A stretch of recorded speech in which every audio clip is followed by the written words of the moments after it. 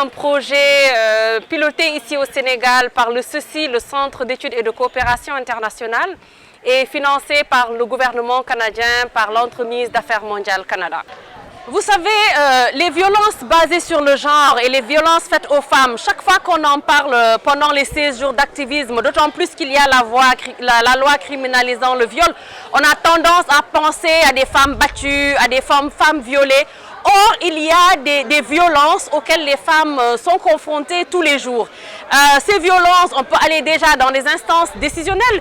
Il y a beaucoup d'instances où les femmes pourraient être fortement représentées et elles ne le sont pas. On peut commencer par nos collectivités territoriales. Nous pouvons parler par le gouvernement où nous n'avons pas une représentation assez forte de femmes ministres. Au-delà des instances de prise de décision, nous avons, au moment où nous vivons cette semaine du handicap, les femmes vivant avec le handicap, en situation de handicap, qui le vivent de façon très très difficile. Parce que déjà, en parlant d'infrastructures, les infrastructures ici au Sénégal ne sont pas faites de sorte que cela puisse accueillir une femme qui est handicapée. Par rapport à son handicap physique.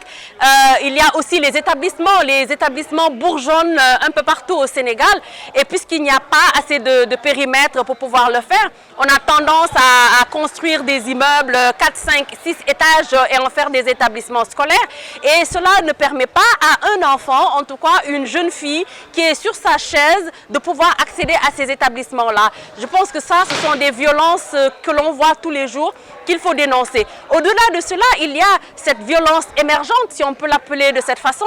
Ce sont les dénonciations ou les insultes que les personnes reçoivent, auxquelles elles sont confrontées tous les jours dans les médias, dans les réseaux sociaux, parce que les réseaux sociaux sont faits de telle sorte qu'en grande partie, une personne peut se cacher derrière son clavier pour pouvoir et dire des choses qui ne sont pas vraies du tout à l'endroit d'une personne, juste parce que tout simplement, tout d'un coup, on la voit au devant de la scène et on veut lui rappeler qu'il y a peut-être 1 an ou 2 ans, elle n'était rien, entre guillemets, dépendant de ce qu'on appelle n'être rien.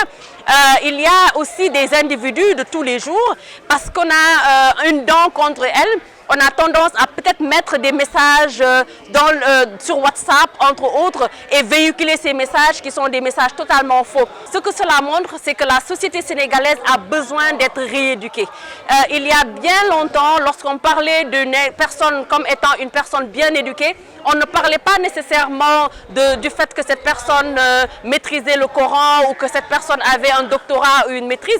On parlait de son éducation sociale. Et cette éducation sociale devrait revenir l'emphase sur cette éducation sociale pour qu'on s'assure que les enfants et les jeunes en général reviennent à la norme, reviennent à ces valeurs qui sont très importantes, qui font la fierté de l'Afrique et la fierté du Sénégal. Moi, je voudrais lancer en tout cas un appel à toutes les entités.